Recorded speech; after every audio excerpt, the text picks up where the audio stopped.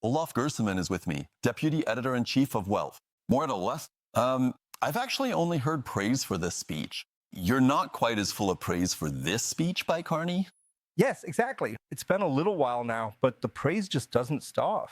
From all directions, from German politics, from the media, even from the business world. So everyone thinks what he said there is just great. We took a look at it. I was a member of the Davos team from Welt last week. And there are, of course, 60 heads of state and government.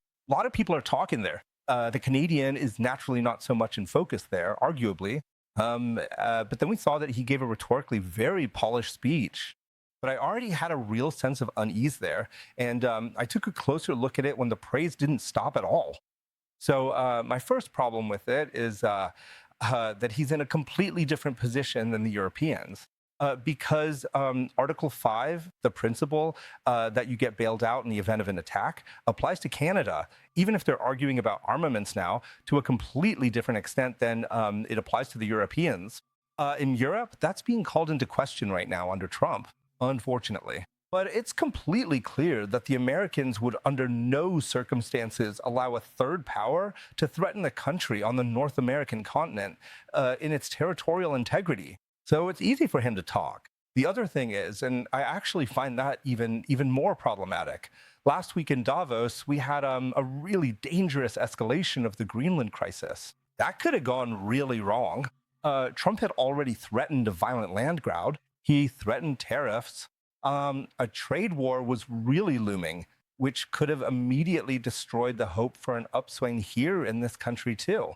And in that situation, as it turned out, one after another, Trump was ready to de-escalate. But there has to be someone who goes to him. In the end, it was someone who wasn't even responsible, namely Mark Rutte. It could perhaps also have been Friedrich Merz. He also had a line of communication that still exists. But it just couldn't have been Macron or Carney. That means Carney and Macron can afford their tough position precisely because, and only because, there are others who try to be conciliatory. You could say that's a division of labor, but actually the hard job, Mark Rutte did that and not Mark Carney. Well, on the other hand, you have to say both Carney and Macron, they're not exactly in high favor with the Americans, and certainly not with the American president. Doesn't it make sense then if what you call a division of labor actually focuses on the person an American president might actually listen to? Yes, of course it was right to send Mark Rutte, and in the end, that worked. But I don't think we'll get anywhere with pure antagonism.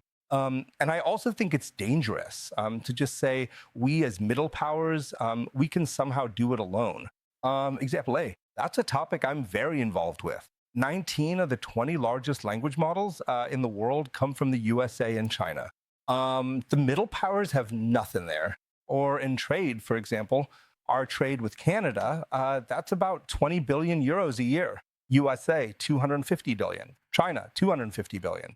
Now, we're already in the process of saying about China, we need de-risking there. We have to see that we break free from the dependency. So that means there won't be much momentum anymore. And then we risk that on the American side as well, so to speak. We can't be serious about that. So Canada won't be able to replace that by a long shot, no matter how much trade prospers there. That was Olaf Gersemann here in the studio, and if you'd like to read more about how he assesses this speech by Mr. Carney from Canada, you can do so on the Welt website online and, of course, in the print edition of Welt.